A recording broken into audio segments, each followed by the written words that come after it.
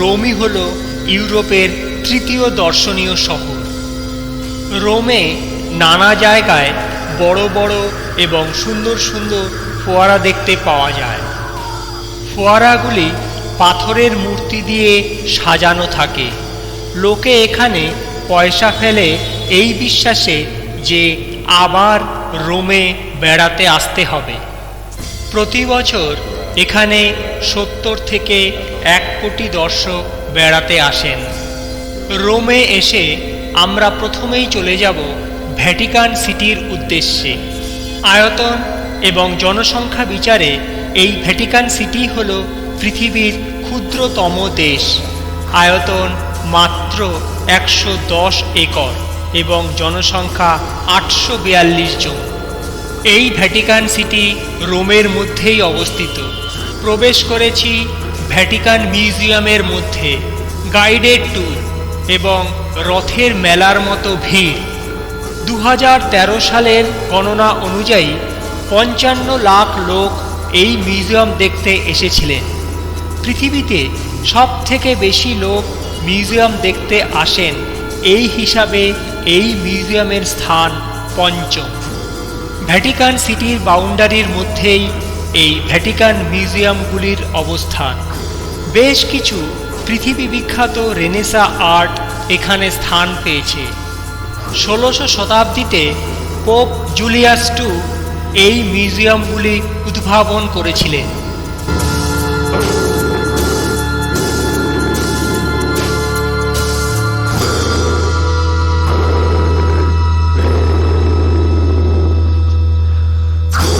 সিলিংয়ের অপূর্ব কাজ। উপরের দিকে চেয়ে দেখতে দেখতে ঘাড় ব্যথা হয়ে যায়। ইচ্ছে করে মাটির উপর শুয়ে পড়ি এবং ভালো করে দেখি।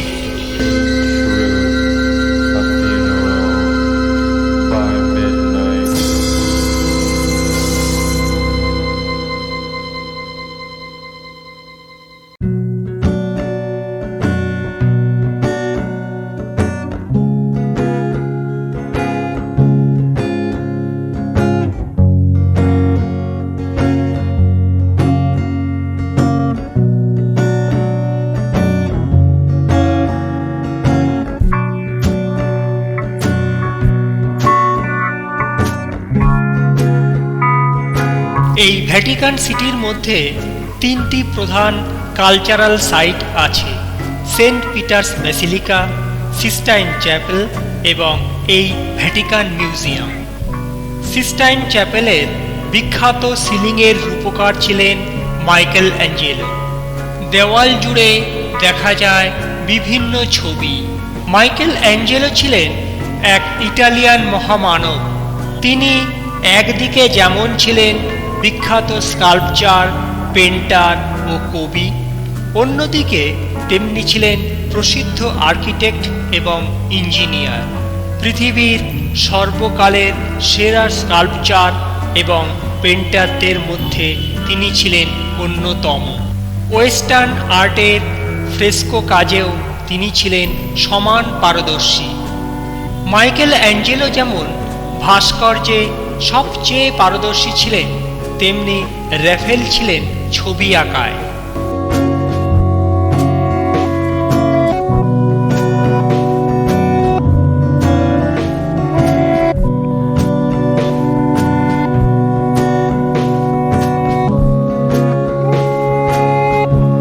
অপর এক ইটালিয়ান মহামানব ছিলেন লিওনার্দো দা ভিঞ্চি।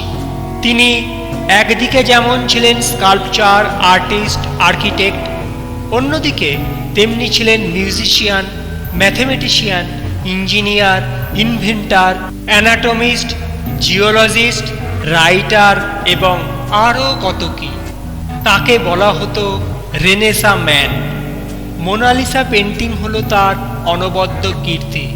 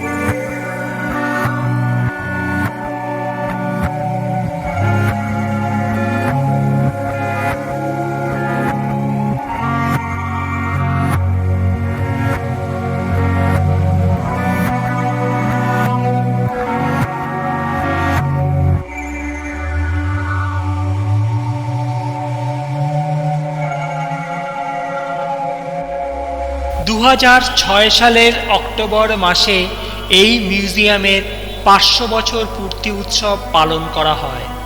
এই সময় থেকেই ভ্যাটিকান হিলের খনন কার্য থেকে প্রাপ্ত বস্তুগুলি জনগণের উদ্দেশ্যে উন্মুক্ত করা হয়।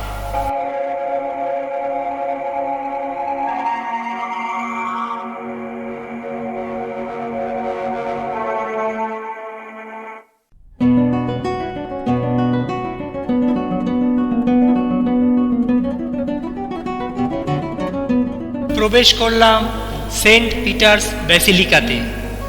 রোমের প্রথম বিশপ সেন্ট পিটার্সের বারিয়াল গ্রাউন্ডের উপরেই তৈরি হলো এই সেন্ট পিটার্স ব্যাসিলিকা। রেনেসাঁ আর্কিটেকচারের উপর ভিত্তি করে এই সেন্ট পিটার্স ব্যাসিলিকা তৈরি হয় এবং পৃথিবীর বৃহত্তম চার্চগুলির মধ্যে অন্যতম। বিশালাকার এই ডোমের ডায়ামিটার 137 ফুট। এই চার্চটির নির্মাণ কার্য শেষ হয়েছিল 1626 সালের 18 নভেম্বর।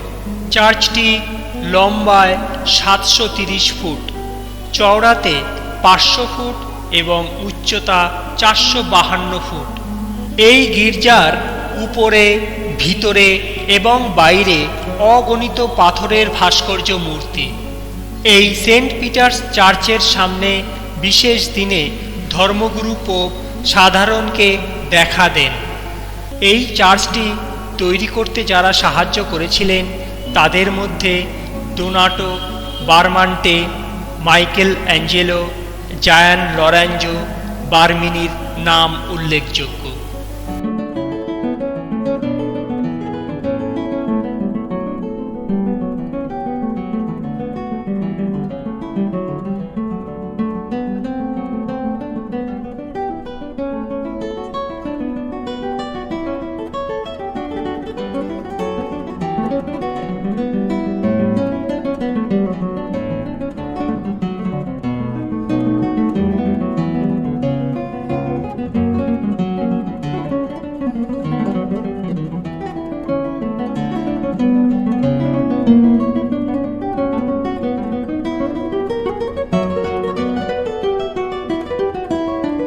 দাঁড়িয়ে আছি আমরা ভ্যাটিকান সিটির মধ্যেই অবস্থিত সেন্ট পিটার্স স্কোয়ারে।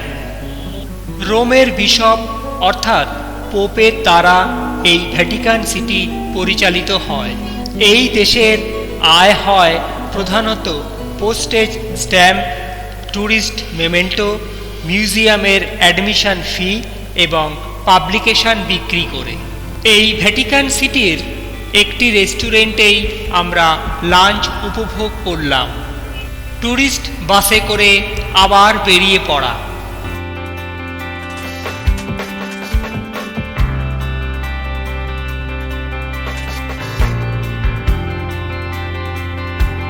দু 2000 বছরেরও বেশি পুরানো রোম শহরের মধ্য দিয়ে আমরা চলেছি। কত বাড়ি, টেম্পল, প্রাসাদ হাজার বছরের সাক্ষ্য দিচ্ছে এবং আজও সগৌরবে দাঁড়িয়ে আছে।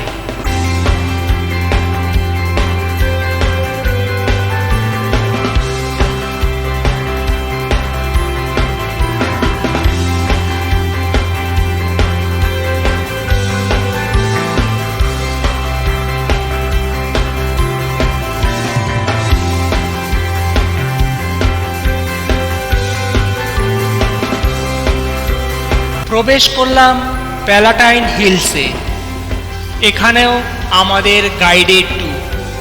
এই মহিলা গাইড আমাদের বোঝাতে শুরু করলেন। রোমান মাইথোলজি থেকে জানা যায় যে এখানে একটি কেভ বা গুহা ছিল, নাম ছিল লুপারকাল। এই গুহাতে রোমুলাস ও রিমাস নামে দুজন অনাথ যমজ ভাই বাস করত এবং লুপা বলে একটি নেকড়ের কাছে তারা মানুষ হতে থাকে। পরবর্তীকালে রোমুলাস তিবার নদীর তীরে একটা শহর তৈরির পরিকল্পনা করেছিলেন। তৈরি হলো বর্তমানের রোম।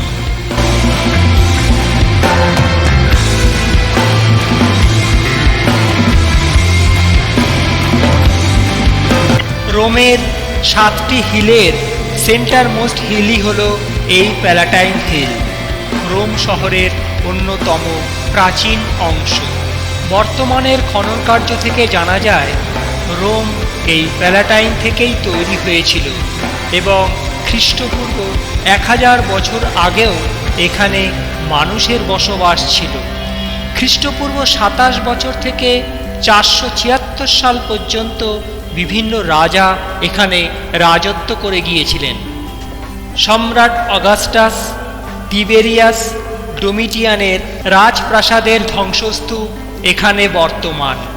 সম্রাট অগাস্টাস এখানে একটি মন্দিরও তৈরি করিয়েছিলেন।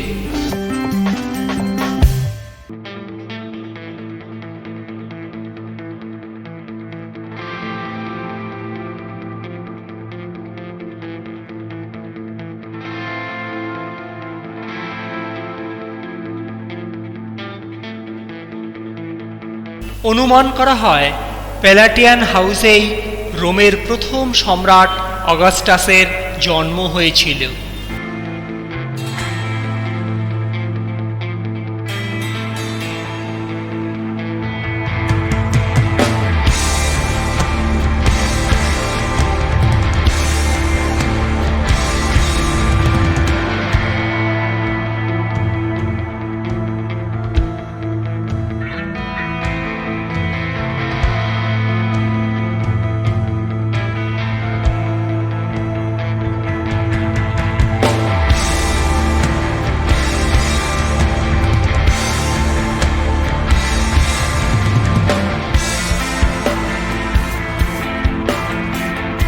খ্রিস্টপূর্ব 29 সালে সম্রাট অগাস্টাস এই ট্রাম্পহাল আর্চটি জুইস যুদ্ধ জেতার পর তৈরি করিয়েছিলেন।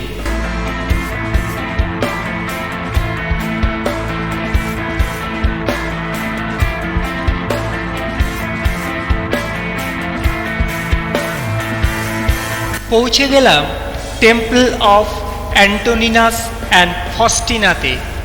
141 সালে সম্রাট অ্যান্টোনিনাস পিয়াস তার প্রিয়তমা পত্নী ফস্টিনার উদ্দেশ্যে এই মন্দিরটি তৈরি করিয়েছিলেন।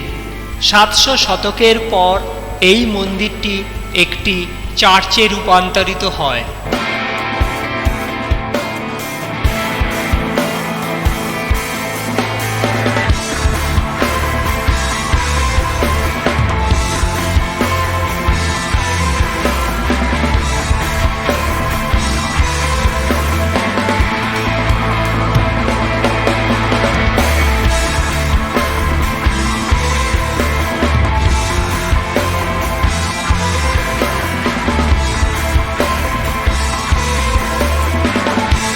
প্যালাটাইন হিল থেকে বেরিয়ে এবার আমরা রাস্তায় এলাম কলোসিয়াম যাবার উদ্দেশ্যে। এখান থেকে কলোসিয়াম মিনিট 5-এর হাঁটা পথ। প্রথমেই সাক্ষাৎ পেলাম এক স্ট্রিট শোয়ের।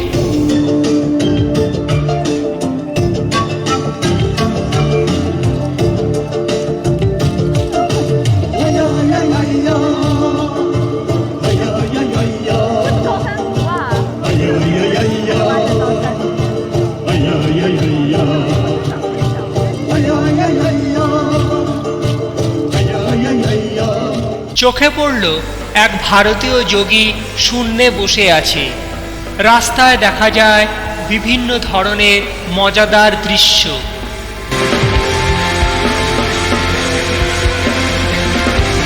এই সব দৃশ্য দেখতে দেখতে পৌঁছে গেলাম কলোসিয়ামের কাছে। রোম শহরের কেন্দ্রস্থলে ইলিপ্টিক্যাল আকৃতির অ্যাম্ফিথিয়েটারই হলো এই কলোসিয়াম। পৃথিবীর সব থেকে বড় অ্যাম্ফিথিয়েটারই হলো এই কলোসিয়াম। এই কলোসিয়াম হলো কংক্রিট এবং স্টোন দ্বারা তৈরি রোমান আর্কিটেকচার ও ইঞ্জিনিয়ারিংয়ের অপরূপ নিদর্শন। কলোসিয়ামের মধ্যে প্রবেশ করে আমরা সামনের দিকে এগিয়ে চললাম।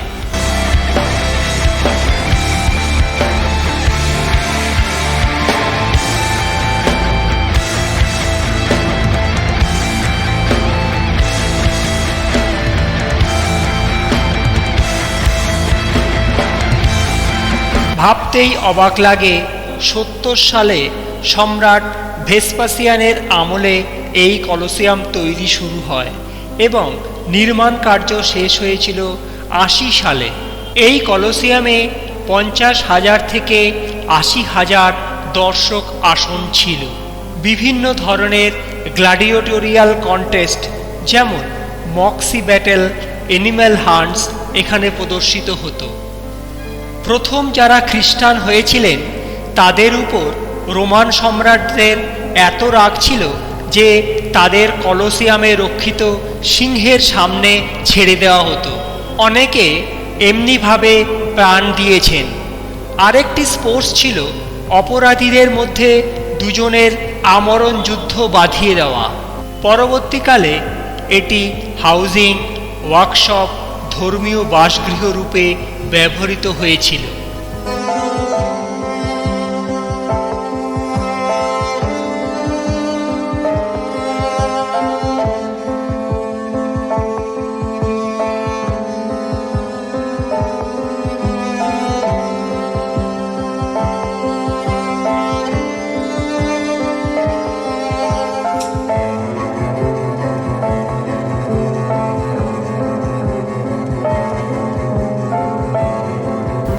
একবিংশ শতাব্দীতে ভূমিকম্পে ভীষণ ক্ষতিগ্রস্ত হয় এই কলোসিয়াম। তখন থেকেই এই কলোসিয়াম রোমের আইকনিক রুইন্স হিসাবে পরিগণিত হয়ে আসছে। বর্তমানে রোমের অন্যতম ট্যুরিস্ট অ্যাট্রাকশন। 2007 সালে এই কলোসিয়াম বিশ্বের 7ম আশ্চর্যের মধ্যে প্রবেশ করে। সন্ধ্যা ঘনিয়ে আসছে, বেরিয়ে এলাম কলোসিয়াম থেকে। এবার রোমকে বিদায় জানাবার পালা। ফিরতে হবে হোটেলে। বাস আমাদের নেবার জন্য দাঁড়িয়ে আছে। কাল সকালেই রোম ছেড়ে আমাদের রওনা দিতে হবে সুদূর সেই কলকাতার উদ্দেশ্যে। এখন একটা মজার কথা জানিয়ে রাখি, ক্যামেরার টাচ স্ক্রিনটি খারাপ হয়ে যাবার দরুন ইটালিতে তোলা সমস্ত ছবিগুলি না দেখে শুধুমাত্র অভিজ্ঞতার উপর ভিত্তি করেই তোলা।